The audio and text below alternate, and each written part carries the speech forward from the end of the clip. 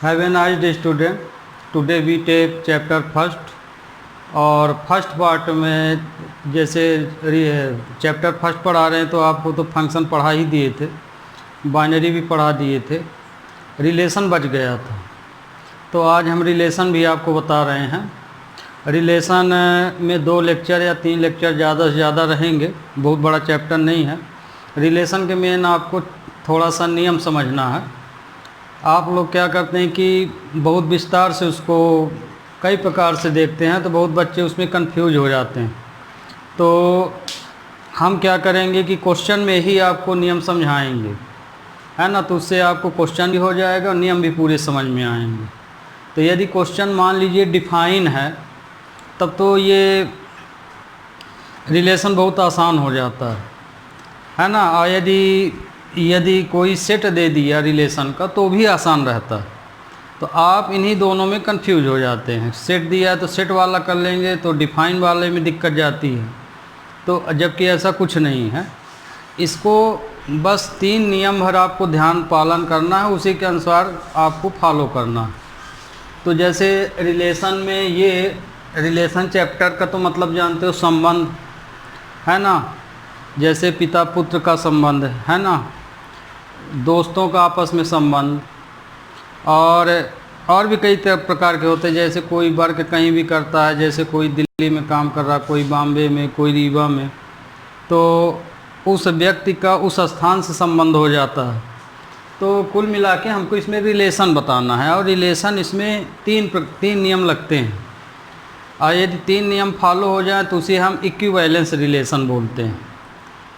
तो यही लिखे हैं। इक्विवेलेंस रिलेशन का मतलब यहाँ है कि कोई एक सेट है और उस सेट का जो पूरा रिलेशन है वो रिफ्लेक्सिव, सिमेट्री और ट्रांजिटिव होना चाहिए। तो वो इक्विवेलेंस रिलेशन है। कोई भी रिलेशन इक्विवेलेंस तब होगा जब उसमें 3 नियम फॉलो हो जाएं। पहला रिफ्लेक्सिव, दूसरा सिमेट्री और तीसरा ट्रांजिटिव। रिफ्लेक्सिव का मतलब होता है स्वयं या स्वयं की इमेज, आपके ही जैसा, है ना, या जो एलिमेंट दिया है उसी के समान, उसे हम बोलते हैं रिफ्लेक्सिव। और हिंदी में स्वतुल्य, स्वतुल्य बोल दिया, स्वयं के समान। और सिमेट्री का मतलब सिमिलर से होता है ना। तो यदि कोई 2 वस्तु सिमिलर हैं तो उनको चाहे आप लेफ्ट में रखिए चाहे राइट में रखिए, एक ही जैसे दिखेंगी, तो वो सिमिलर है।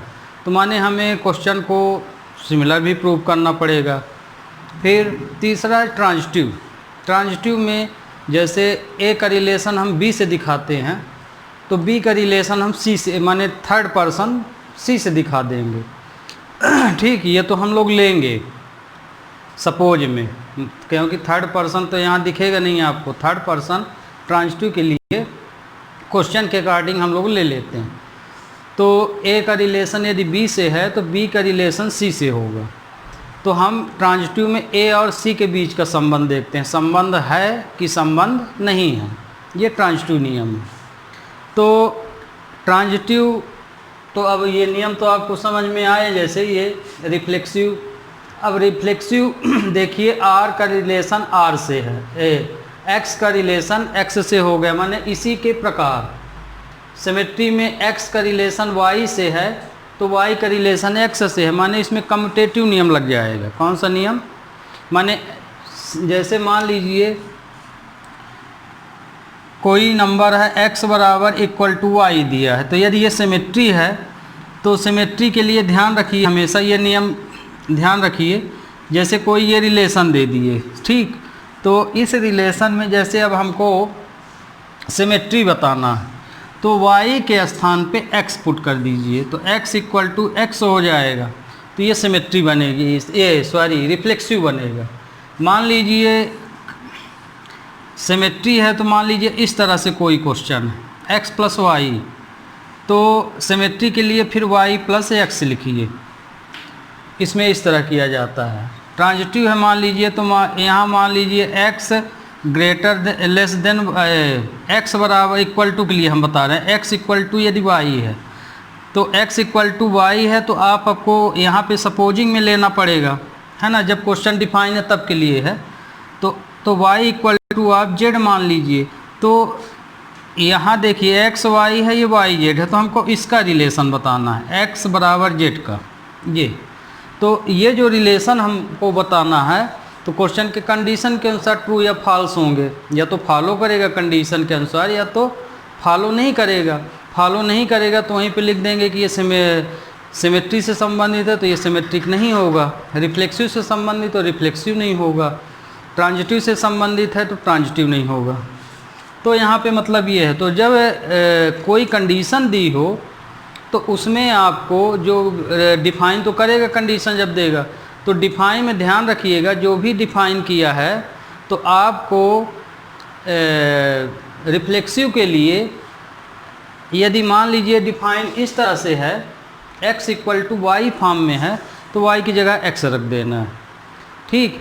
यदि a इक्वल टू b लिखा है तो b की जगह a रख देना है। फिर रखने के बाद आपको चेक करना है कि ये सही है कि नहीं, क्योंकि यहाँ पे यही मेन सोचना पड़ता, कुछ दिमाग यहाँ पे स्वयं के लगाना पड़ता है। जैसे कि रिफ्लेक्सिव आप बता रहे हैं तो रिफ्लेक्सिव रिलेशन में दूसरा हो जाता है। जैसे मान लीजिए x की जगह आप y की जगह x लिख दिए, पर ऊपर ये ज़रूर पढ़िए कि रिलेशन किस तरह का दिया है, रियल नंबर के लिए दिया है कि नेचुरल के लिए दिया है ना, या कि ह्यूमन रिलेशन दिया है। जैसे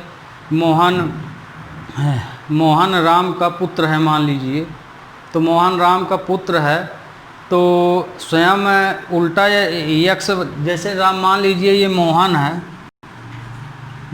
है और ये राम है, तो मोहन जो है सन है और ये फादर है। अब इसका रिलेशन जैसे बताना है तो मान लीजिए x बराबर हम y बता दिए, y के स्थान पे आपने x, मान लीजिए ये मोहन y है और ये x है, ठीक। अब हम बोल दिए कि y के स्थान पे x रखिए, तो आपने x रखा, तो यहाँ पे ये रिफ्लेक्सिव नहीं होगा ह्यूमन रिलेशन में। क्यों? क्योंकि कोई भी ह्यूमन स्वयं का पिता नहीं हो सकता। जैसे x हम राम को पिता माने हैं, है ना, तो राम स्वयं का फादर थोड़ी हो सकता है, तो यहाँ रिफ्लेक्सिव गलत हो जाएगा। तो ह्यूमन रिलेशन में आपको इस तरह से सोचना भी पड़ेगा कि x इक्वल टू x होगा कि नहीं होगा, है ना। जैसे हम ये बोल दें कि आप जो है मोहन से 7 सेंटीमीटर बड़े हैं, 7 सेंटीमीटर, तो मान लीजिए आप जो है कितने बड़े हैं, 7 सेंटीमीटर, किससे, मोहन से। ये दूसरा एग्जाम्पल है, ठीक। तो मोहन को हम y माने हैं, इसको x माने हैं, तो ठीक है। हम अभी सिर्फ आपको रिफ्लेक्सिव वाले इसी से बता रहे हैं। तो यहाँ जैसे मोहन इससे बड़ा है, तो जब तुम इसमें ये कंडीशन लोगे x + 7, है ना, जैसे x इक्वल टू वाई बोले हैं, तो x माने रिफ्लेक्सिव किसके लिए होता है, स्वयं के लिए होता है। तो स्वयं में जब तुम इतना प्लस करोगे, 7 सेंटीमीटर बड़ा है तो मोहन में तो ऑलरेडी y, जैसे मान लीजिए कि यहाँ पे राम जो है 12, यदि मान लीजिए 5 फुट का है, तो या 150 सेंटीमीटर का 120 सेंटीमीटर है उसकी लेंथ, तो निश्चित है कि ये 7 सेंटीमीटर इससे कम होगा। जैसे ये 120 है तो इससे 7 सेंटीमीटर कम होगा, तो जब इससे 7 सेंटीमीटर कम हो जाएगा तो 113 हो जाएगा ये, है ना।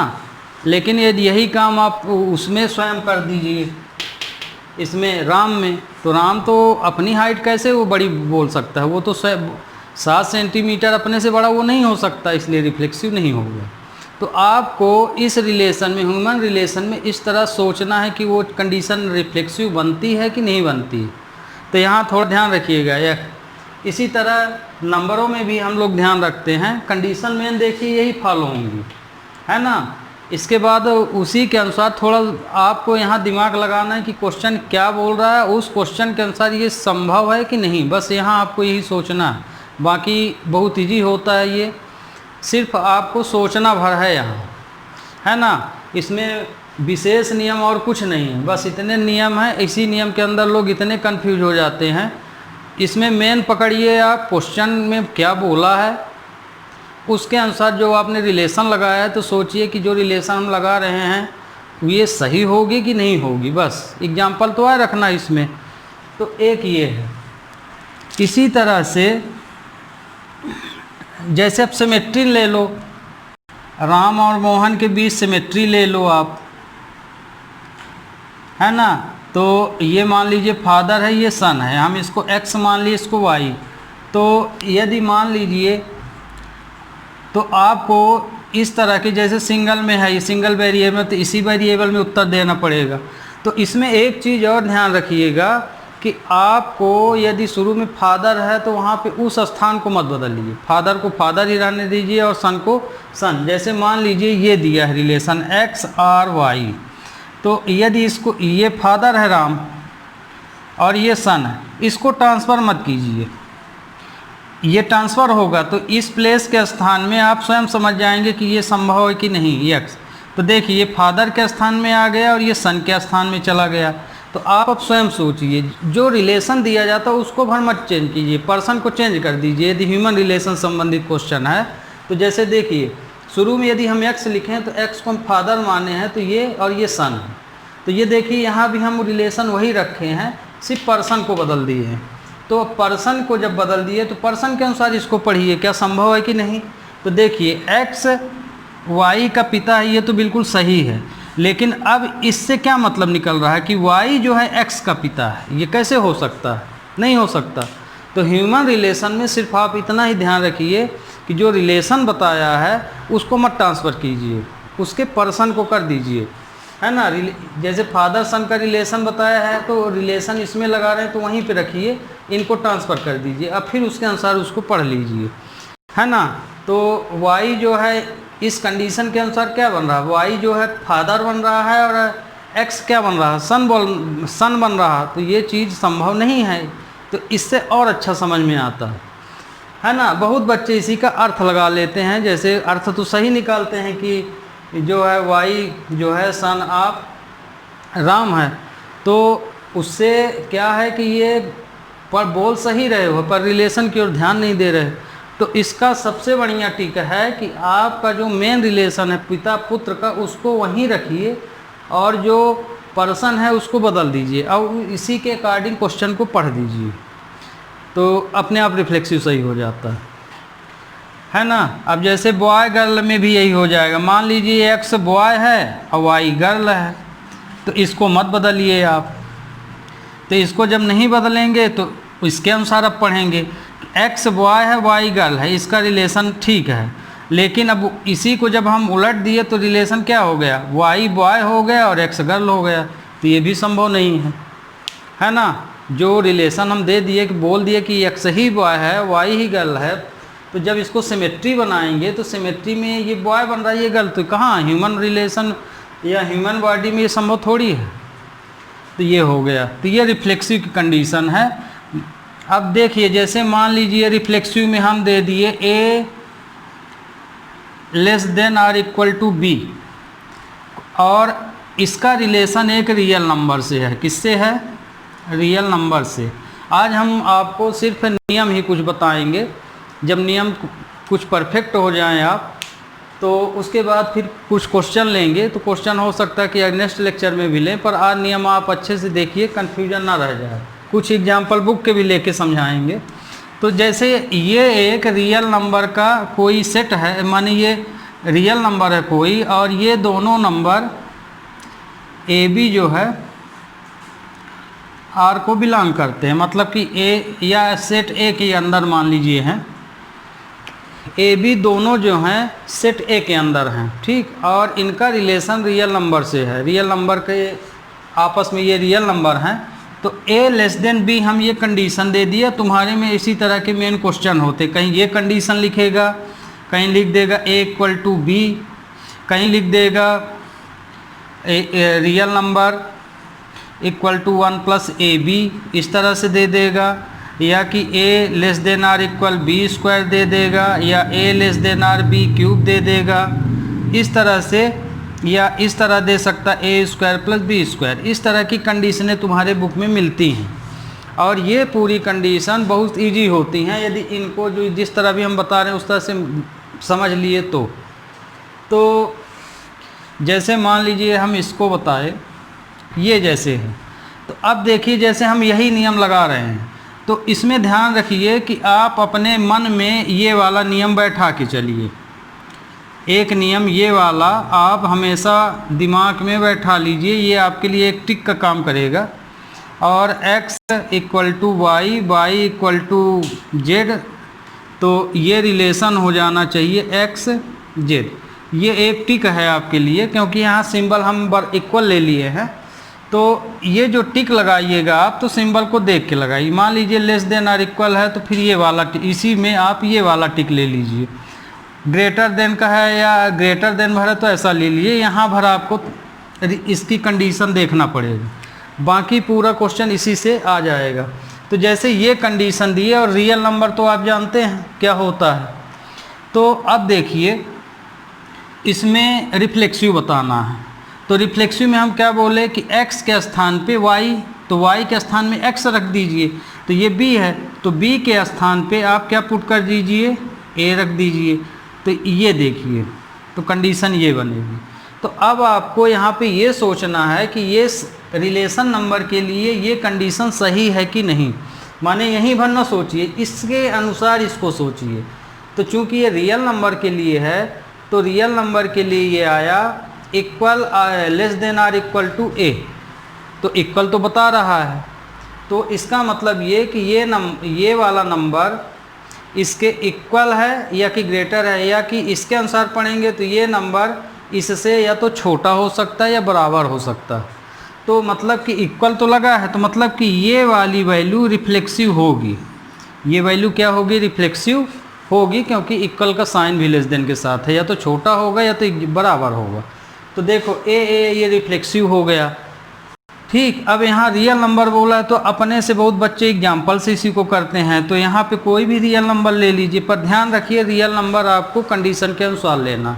कंडीशन जैसे मान लीजिए a less than or equal b बोल रहा है, तो आपको ये जो है कंडीशन b से छोटी ही लेना है, या कि b के बराबर ले सकते हैं, बड़ी नहीं ले सकते हैं। तो कंडीशन को देख के ही आपको एग्जाम्पल लेना है। तो मान लीजिए हम ये यहाँ पे एग्जाम्पल इक्वल के हिसाब से इसको प्रूव किए हैं। तो ये 2 ले लिए यज, ए की वैल्यू मान लीजिए हम 2 ले लिए, है ना।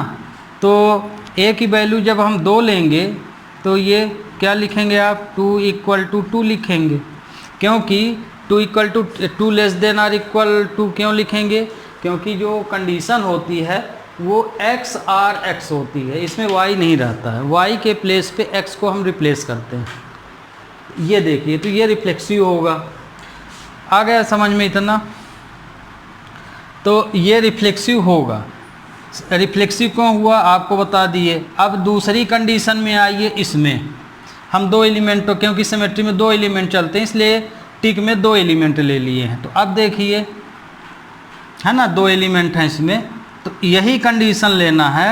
तो a लेस देन b ये दिया है, तो यदि ये सिमेट्री है तो यही नंबर यहाँ चला जाता है और ये वाला नंबर यहाँ चला जाता है। तो b लेस देन आर ये कंडीशन बनेगी। ध्यान रखिएगा, सिर्फ नंबर ट्रांसफ़र होंगे, साइन जिधर है वही रहेगा, जिस पोजीशन में वही पोजीशन।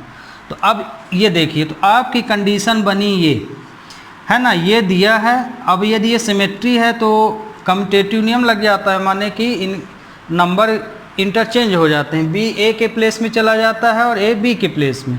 तो अब ये देखिए, अब मान लीजिए यहाँ पे आपको डाउट है तो सीधे आप क्वेश्चन लीजिए। क्वेश्चन क्या दिया है, रियल नंबर। तो रियल नंबर के अनुसार आप एक एग्जाम्पल ले सकते हैं। यहाँ यदि मान लीजिए a b और इससे कम है, तो एग्जाम्पल हमने आपको क्या बताया कि कंडीशन के अनुसार लीजिए। लेस देन इक्वल बोला है तो लेस देन के अनुसार ही a की वैल्यू लीजिए और b को ग्रेटर ही लीजिए। तो मान लीजिए हम a की वैल्यू यहाँ हम 2 ले लिए, b की वैल्यू ले लिए 3। तो जब अब इसको यहाँ पे पुट कर दीजिए, 2 less than or equal to 3 हो गया, है ना। अब इसका जब आप सिमेट्री बनाएंगे तो 3 less than or equal to, तो ये देख लीजिए क्या ये संभव है, नहीं है, लेस देन आ रहा। तो ये वैल्यू ग्रेटर बता रहा लेकिन ये और इससे लेस देन बता रहा, तो ये पॉसिबल नहीं है, मतलब कि ये सिमेट्री नहीं होगी, ये सिमेट्री नहीं होगी। इस तरह से आप फ्रैक्शन नंबर भी ले सकते हैं। तो आपको सिमेट्री समझ में आ गया होगा। इसी तरह से ट्रांजिटिव के लिए है। तो ट्रांजिटिव के लिए जैसे कंडीशन इसके अनुसार क्या बनेगी, a लेस देन b, तो b लेस देन c बनेगी कि यदि a जो है b से छोटा है और b c से छोटा है, तो मतलब इसका रिलेशन ये बनेगा कि a जो है c से छोटा होना चाहिए। तो तीसरा एग्जाम्पल भी आपको लेना है, तो हम क्या बोले, ये वाली वैल्यू हमेशा b से छोटी रखो, तो इसको हम 2 रखे, इसको 3 रखे और इसको आप मान लीजिए 4 ले लिए, है ना, क्योंकि b छोटा है c से, तो हम c बड़ा ही लेंगे यहाँ। तो ये देखिए ये रिलेशन आपको फॉलो हो रहा है, a 2 है और ये 4 है। तो इस तरह से आपको कंडीशन को पकड़ना है। यदि ये पकड़ लिए तो एक भी क्वेश्चन आपका मिस्टेक नहीं होगा, एक भी जगह आप कंफ्यूज नहीं होंगे। तो ये बिल्कुल परफेक्ट मेथड है रिलेशन के लिए। और बाकी तो आप जानते ही हैं, बहुत सारे पढ़े होंगे, जैसे एक क्रॉस, पहले तो क्रॉस प्रोडक्ट पढ़े होंगे, है ना, जैसे जो 11th में पढ़े थे, है ना, एलिमेंटों के लिए। एक ये पढ़े होंगे, दूसरा सेट फॉर्म के लिए पढ़े होंगे। तो ये अभी आपको हमने जो समझाया है, यदि आपको कोई चीज़ कंडीशन में दे दी जाए तब क्या करना है, तो आप लोग को सेट बनाने की यहाँ ज़रूरत नहीं है। जब कंडीशनल क्वेश्चन हो, आपको ये टिक दे दिए हैं, हमेशा y के स्थान पे x रख दीजिए और फिर x रखने के बाद आप क्वेश्चन के बारे में थोड़ा दिमाग लगाइए कि क्वेश्चन में रिलेशन किसके लिए दिया है, वो संभव है कि नहीं है। दूसरा सिमेट्री के लिए तो ऑलरेडी बन जाएगा, क्योंकि x को y के स्थान में x रखेंगे तो अपने आप छोटा बड़ा पता चल जाएगा, है ना। और यहाँ तो आपको वो भी देखने की ज़रूरत नहीं है कि कंडीशन क्या है, ये तो अपने आप पता चले। मेन कंडीशन प्रश्न इसमें देखना चाहिए कि रिलेशन हमारा किस टाइप का। और ये भी सरल है, क्योंकि आपको हम बता दिए कि इस एग्जाम्पल लेना किस तरह, कंडीशन के अकॉर्डिंग। कंडीशन के अकॉर्डिंग मतलब कि a लेस देन b बोल रहा है, फिर b लेस देन c, तो मतलब आपको एग्जाम्पल कंडीशन के अनुसार a लेस देन बोल रहा है, माने a की वैल्यू आप रियल नंबर पढ़ रहे हैं तो लेस देन लीजिए b से। इंटीजर पढ़ें चाहे रियल नंबर पढ़ें या नेचुरल नंबर या होल नंबर, कंडीशन के अनुसार आपको एग्जाम्पल रखना है।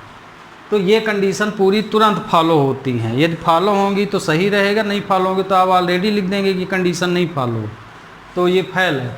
तो ये हमने आपको नियम कंडीशन के अनुसार बताया। कंडीशन का मतलब ये कि यदि इस तरह की कंडीशन प्रश्न में रहते हैं, है ना, तो उसके लिए आपको क्या करना है। अब हम आपको, और ये चीज़ जो हम बताए हैं, तो जब आपको क्वेश्चन में समझाएंगे तो इनको हम बार बार रिपीट करते जाएंगे और अच्छे अच्छे एग्जाम्पल आएंगे तो और भी तरह के प्रश्न बताएंगे। तो आपको जब प्रश्न हमारे पूरे रहेंगे तो हर प्रश्न में बारीकी से जो भी चीज़ आनी चाहिए और जो हम अभी नहीं बता पा रहे उसको हम वहाँ इंक्लूड कर लेंगे, है ना। जैसे अब बोल ही रहे तो हो सकता है कुछ चीज़ छूट रही हो या कुछ भी हो रहा, तो क्वेश्चन में ऑलरेडी समझ में आने लगती हैं। तो आप इतना मेन ध्यान रखिए, ये टिक लीजिए, आप हमेशा टिक इक्वल के लिए लीजिए, और कंडीशन में दिया रहेगा तो उसको वहाँ फॉलो कर देंगे। तो अब देखिए, अब दूसरे ढंग के एग्जाम्पल इसमें कैसे होते हैं। दूसरे ढंग के एग्जाम्पल ये तो हमने आपको बता दिए कंडीशनल, यदि परीक्षा में कंडीशनल क्वेश्चन दिया तब कैसे सॉल्व करेंगे। और दूसरा कंडीशन है ये, जैसे मान लीजिए एक सेट है रियल नंबर का, उसमें 1 2 3 एलिमेंट है, ओके। और इसका जो रिलेशन है वो रिलेशन आपको दे दिया 1 2 रिलेशन बना के दिया है, इसमें प्रोडक्ट की ज़रूरत नहीं है। 2 1 दे दिया और 2 3 दे दिया। ये एक क्वेश्चन आपके इसमें इस तरह रहता है। बस 2 ही तरह के क्वेश्चन हैं, एक इस तरह, 3 तरह सॉरी, एक ज्योमेट्रिकल फॉर्म का रहता है, पैरेलल लाइन संबंधित या इस तरह के, उनको भी बताएंगे। एक इस तरह से रहता है, एक कोई सेट है और सेट में 3 एलिमेंट है 1 2 3, और उसका रिलेशन इस तरह से है। तो बताइए कि ये क्वेश्चन रिफ्लेक्सिव होगा कि नहीं, सिमेट्री होगा कि नहीं, या ट्रांजिटिव होगा कि नहीं। तो आपको नियम यही लगेंगे माने पूरे नियम यही लगेंगे, पर अब इसका उत्तर चूँकि बना के दे दिया है, इसी में आपके एक्स आर एक्स होना चाहिए और ये X R Y Y R X condition होना चाहिए और ये कंडीशन होना चाहिए। तो ये देखिए, यदि ये रिफ्लेक्सिव है, यदि ये रिफ्लेक्सिव है तो केस क्या है रिफ्लेक्सिव का, एक्स एक्स दोनों एलिमेंट सेम होना चाहिए, है ना। रिफ्लेक्सिव के लिए क्या कंडीशन है कि यदि सेट है वो, तो सेट में दोनों ही वैल्यू या दोनों ही एलिमेंट सेम होना चाहिए तो रिफ्लेक्सिव है। तो और एक चीज़ और ध्यान रखिए, रिफ्लेक्सिव का मतलब कि जितने एलिमेंट हों, जैसे मान लीजिए यदि ये रिफ्लेक्सिव है ये रिलेशन, तो मतलब ये कि ये जो 3 एलिमेंट दिए गए हैं ये यहाँ प्रेजेंट होना चाहिए, तीनों, एक भी नहीं छूटना चाहिए। ये इस तरह से सेट के अंदर माने इस रिलेशन में रहना चाहिए। 2 एलिमेंट हैं तो ये तो आपके जैसे 1 2 हैं तो इतना रहना चाहिए, 3 तक है तो ये रहना अनिवार्य है, ये रिफ्लेक्सिव की कंडीशन है। मान लीजिए 3 ठो नहीं है, मान लीजिए 2 ही हैं, तो ये रिफ्लेक्सिव नहीं माना जाएगा। एलिमेंट 3 है तो इसके तीनों एलिमेंट रिपीट होना चाहिए। 1 1 है, 1 2 3 है तो 1 1 होना चाहिए, 2 2 होना चाहिए, 3 3 होना चाहिए।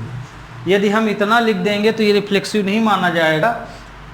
तो इसको माना क्या जाएगा, इसे आइडेंटिटी माना जाएगा, है ना। आइडेंटिटी यही होती है,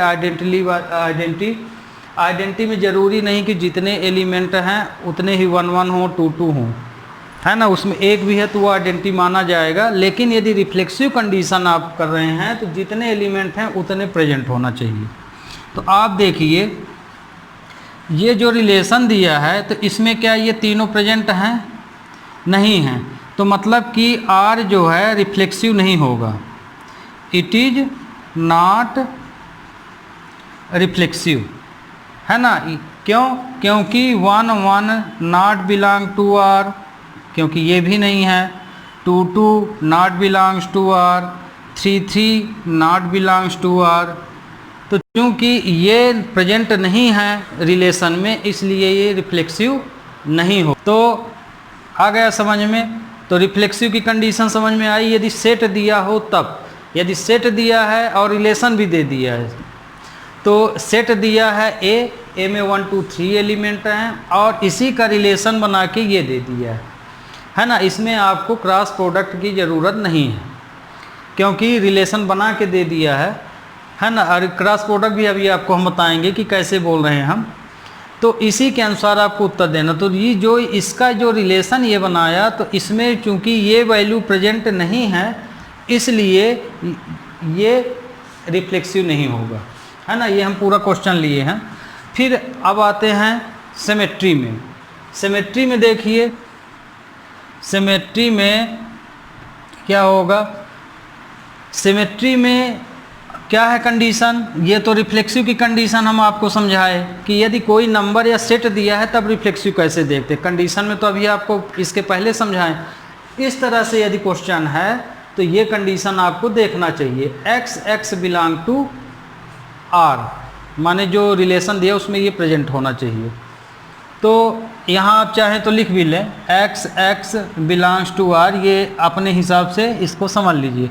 और इसमें जैसे इसी के अनुसार है, वास्तव में आंसर यही लिखा है, एक्स वाई वाई एक्स होना चाहिए।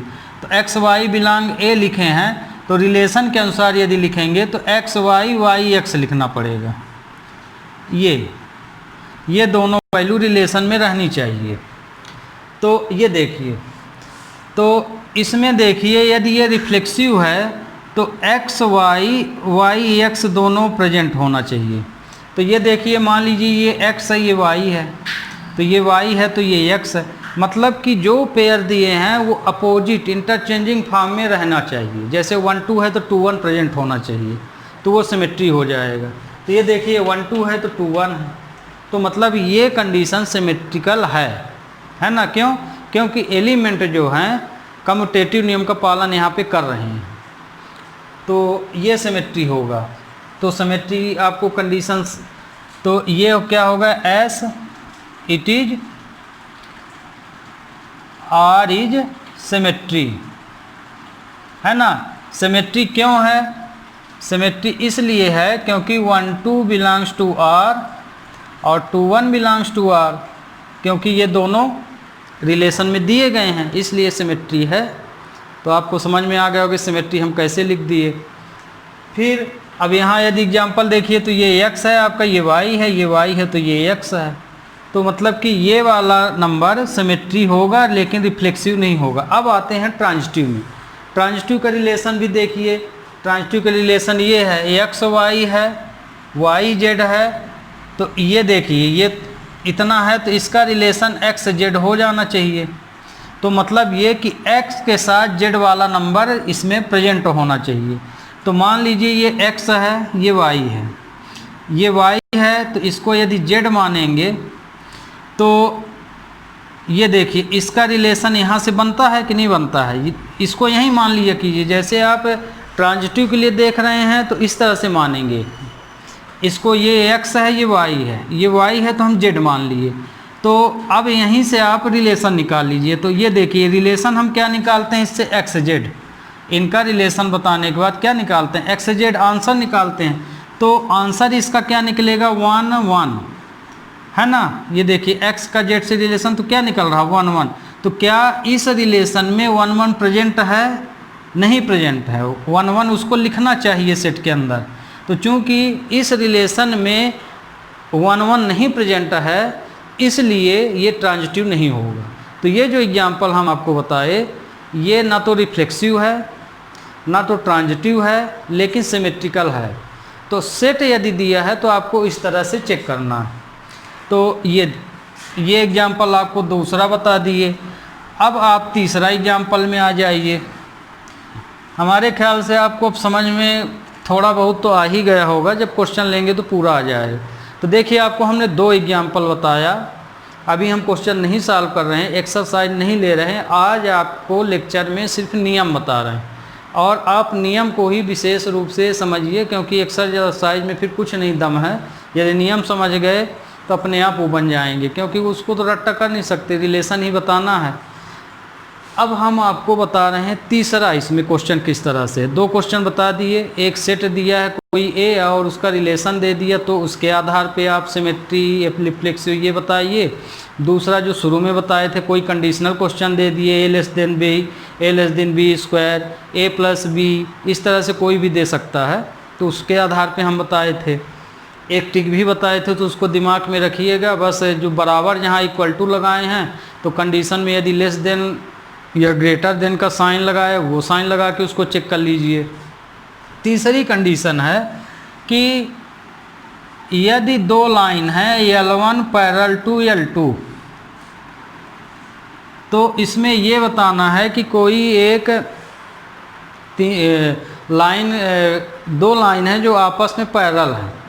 तो कंडीशन बताइए कि ये इक्विवेलेंस रिलेशन होगा कि नहीं। तो इक्विवेलेंस रिलेशन होगा कि नहीं, पैरेलल लाइन हो या सेट ऑफ ट्राइंगल हो या सेट ऑफ क्वाड्रिलेटरल हो, उसके तीनों के लिए ये काम करेगा। इस तरह से कोई भी, जैसे मान लीजिए कि एक सेट है और इस सेट में सिर्फ पैरेलल लाइन रहती है। इस सेट में पैरेलल लाइन है, सेट ऑफ पैरेलल लाइन, एक सेट है पैरेलल लाइन।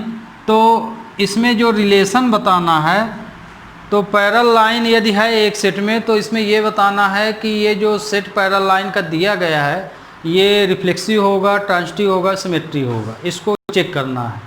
तो यदि ए सेट पैरेलल लाइन का सेट है तो मान लीजिए ए सेट के अंदर आप फिगर बनाइए, तो पैरेलल लाइन या तो ऐसे ही बनाएंगे, बहुत सारी हैं, इसमें गिनती तो कुछ दी गई नहीं है ना। L3 L4 इस तरह से ही बनाएंगे। तो ये देखिए, तो पहली कंडीशन आप क्या लेंगे, रिफ्लेक्सिव लेंगे। तो रिफ्लेक्सिव के लिए क्या हम बताए हैं, x बराबर y बताए हैं, है ना, टिक के अनुसार। तो इसमें भी रूल वही लगेंगे पूरे, जो हम टिक बताएं पूरे रूल वास्तव में यदि कंडीशनल क्वेश्चन है तो यही लग जाएगा, और सेट रिलेशन दिया तो जो भी बताए। तो यहाँ देखिए x = y, तो चूँकि ये L1 L2 दिया है तो मतलब कि ये लाइन से संबंधित है, तो L1 इक्वल टू L2 लिख लीजिए, है ना। अब यदि ये रिफ्लेक्सिव है, तो यदि ये रिफ्लेक्सिव है तो हम x के स्थान में क्या, y के स्थान में आप क्या पुट करते हैं, x, तो माने L2 के स्थान पे हमको L1 पुट करना है, L2 के स्थान में L1, तो ये देखिए L1 बराबर L1 हो जाएगा। अब यहाँ पे आपको L1 इक्वल टू L1 तो दिखा दिए, लेकिन आपको अब ये सोचना स्वयं कि क्या L1 के पैरेलल होगी कि नहीं, इस तरह माने स्वयं के बारे में सोचना पड़ेगा। जिस एलिमेंट को दिए हो उसके बारे में सोचना पड़ेगा। आपने बारे में लिख रहे हैं तो अपने बारे में सोचना पड़ेगा, क्योंकि ये स्वयं की इमेज एक प्रकार से बनाता है। तो आपको पता है कि हर एक लाइन स्वयं पर पैरेलल होती है ना। ज्योमेट्री में पढ़े हैं कि अब माने कोई पर्सनल लाइन भी स्वयं पैरेलल होती है, तो मतलब ये रिफ्लेक्सिव होगा, ये रिफ्लेक्सिव होगा। तो ये यस लिखेंगे, यस इट इज रिफ्लेक्सिव, है ना। तो ये रिफ्लेक्सिव होगा, समझ में आ गया ना, क्योंकि प्रत्येक लाइन या एक लाइन या पर्सनल एक लाइन स्वयं ही पैरेलल होती है। तो मतलब कि L1 आ गया तो स्वयं के लिए हो गया। अब दूसरी कंडीशन क्या है, सिमेट्री। तो सिमेट्री जब आप लेंगे तो कंडीशन क्या लेंगे, x बराबर y, x equal to y लेंगे। तो एक ये लिए और दूसरी कंडीशन क्या लेंगे, y इक्वल टू x लेंगे। तो चूंकि ये पैरेलल लाइन से संबंधित है तो देखिए अब यहाँ पे आप ध्यान रखिएगा, हम अपनी टिक के अनुसार ये साइन लगाएं। अब क्वेश्चन क्या बोला है, पैरेलल बोल रहा, तो जहाँ हम इक्वल साइन लगाए हैं वहाँ आपको क्या लगाना चाहिए, पैरेलल लगाना चाहिए, ये इस तरह से। तो अब आपको हमारी टिक समझ में आ गई होगी कि हम वास्तव में बोल क्या रहे हैं, है ना। तो जो हम टिक बताए हैं तो वो हम इक्वल लेके बताए हैं। तो क्वेश्चन के अनुसार आप साइन को ले लीजिए। जैसे पैरेलल बोल दिया क्वेश्चन, तो उसी टिक में x बराबर y जहाँ बोल तो x पैरेलल y ले लीजिए। तो अब देखिए, तो मतलब L1 पैरेलल L1 आ गया। इसी तरह से अब हम टिक तो बता दिए, तो ये देखिए पैरेलल यहाँ कंडीशन लिए, तो इनका जब हम ट्रांसफर देखिए तो यहीं पे लागू हो गया। तो L1 पैरेलल L2, तो L2 पैरेलल L1 एक ही चीज़ हुई। चाहे ये लाइन को बोलो कि ये L2 के पैरेलल है, चाहे L2 को बोल दो L1 के पैरेलल है, बिल्कुल करेक्ट है, आंसर सेम है। चाहे L1 L2 के पैरेलल है, L2 L1 के पैरेलल है, मतलब कि ये सिमेट्री होगा, ये सिमेट्री होगा। तो माने सिमेट्री भी यस इट इज सिमेट्री, तो ये सिमेट्री होगा। अब ट्रांजिटिव पे आते हैं। ट्रांजिटिव में 3 एलिमेंट लिए जाते हैं। जैसे मान लीजिए L1 पैरेलल L2, ओके। अब ट्रांजिटिव बनाने में बहुत लोगों को दिक्कत जाती है कि ये भी समस्या है। तो आपको ट्रांजिटिव भी थर्ड पर्सन से रिलेशन बताना पड़ता है। जैसे सीधी बात है, A इक्वल टू B लिखा है, तो आपको ये तो कंडीशन में दे दिया है, तो जब आप ट्रांजिटिव बना रहे हैं तो उसी के आगे वाला रिलेशन लेना है। तो B इक्वल टू C ले लीजिए, माने ये एलिमेंट आपके सपोजिंग में रहेगा, ये आपको अपने से लेना है। ट्रांजिटिव में थर्ड पर्सन को अपने से लीजिए, क्वेश्चन में कहीं लिखा नहीं रहेगा कि C को लेना है या C बना के देगा। तो A इक्वल टू B दिया, तो ट्रांजिटिव के लिए हम यहीं से शुरू करेंगे, तो B इक्वल टू C ले लेंगे। तो उत्तर क्या देंगे, उत्तर हम इसमें हम बताते क्या हैं, इसमें हम ये बताते हैं कि यदि A बराबर B है, B बराबर C है, तो A बराबर C भी हो जाना चाहिए। तो अब यही क्वेश्चन मान लीजिए पैरेलल के लिए हो गया। तो पैरेलल के लिए यदि A पैरेलल B है तो B पैरेलल C होगा। हम C ले लिए सपोज में, तो ये रिलेशन क्या हो जाना चाहिए, A पैरेलल C हो जाना चाहिए। ये तो ट्रांजिटिव को इस तरह से बताते हैं। थर्ड पर्सन ले लेते हैं B के अगेंस्ट, और A फर्स्ट और थर्ड पर्सन का रिलेशन बताते हैं। तो ये देखिए सिमेट्री के लिए तो हम बता दिए, अब हम बता रहे हैं आपको ट्रांजिटिव के लिए। ट्रांजिटिव ट्रांजिटिव के लिए क्या है, यहाँ पे L1 पैरेलल L2, ये तो मान लीजिए क्वेश्चन में है ही, दो रिलेशन तो रहेगा ही। अब यहाँ पे L2 पैरेलल L3 ले लें, ये हमारा सपोज में है ना। सपोज में लेट लिखिए ना लिखिए, वो अब माना ही जाएगा थर्ड पर्सन ट्रांजिटिव के लिए। तो अब रिलेशन क्या हो जाना चाहिए, L1 L3 हो जाना चाहिए, माने L1 पैरेलल L3 तो होगा ही, क्योंकि यदि हम पैरेलल सेट ले रहे हैं, चाहे ऐसे लाइन लें, चाहे इस तरह L1 L2 L3 L4 इस तरह से डैश लें, या इस तरह से ले लें L1 L2, क्योंकि पैरेलल बोला तो सभी पैरेलल लाइन के लिए सेट है ना, कोई दूसरी लाइन पर परपेंडिकुलर जा ही नहीं रही है। तो यदि ये इसके पैरेलल है, ये इसके पैरेलल, तो ये ऑलरेडी इन पैरेलल है इसके, तो मतलब कि ये ट्रांजिटिव होगा। तो एक क्वेश्चन आपका इस तरह से है। दूसरा क्वेश्चन इसी में ट्राइंगल का आप पाएंगे कि एक सेट ए है जो किसका सेट है, इक्विलेटरल ट्राइंगल का है ना, या ट्राइंगलों का सेट है और रिलेशन इक्विलेटरल ट्राइंगल का बताना है। तो इस तरह के क्वेश्चन इसी तरह सॉल्व किए जाते हैं। तो इसमें सिमिलर से संबंधित रहेगा, जैसे ट्राइंगल के लेंगे तो जैसे पैरेलल में पैरेलल लाइन का सिंबल ले लिए, और इक्विलेटरल ट्राइंगल में सिमिलर के का साइन लेंगे, माने ये वाला साइन। तो यदि सिमिलर का ले रहे हैं तो आप जैसे L1 सिमिलर L2 इस तरह से उसमें ट्राइंगल के अनुसार उत्तर देंगे। तो आपको ये तीनों नियम समझ में यदि आ गए हैं तो रिलेशन 1% कठिन नहीं है, बहुत सरल है। और इसी में यदि आप विस्तार से प्रोडक्ट भी देख लिए, ये भी देख लिए, माने कि नियम सही देख रहे हैं पर क्वेश्चन के अकॉर्डिंग उसको पकड़ नहीं पा रहे हैं, तो वहीं आप कंफ्यूज हो जाते हैं। तो आपको हम बिल्कुल सेलेक्टिव चीज़ बताए हैं कि क्वेश्चन भी पकड़ में आ जाएगा, और इतने नियम समझने के बाद जब आप क्वेश्चन में जाएंगे तो जो चीज़ अभी आप बहुत लोग पढ़ लिए हैं उनको अपने आप वो चीज़ खुद ही बनने लगेगी बिना पढ़े ही।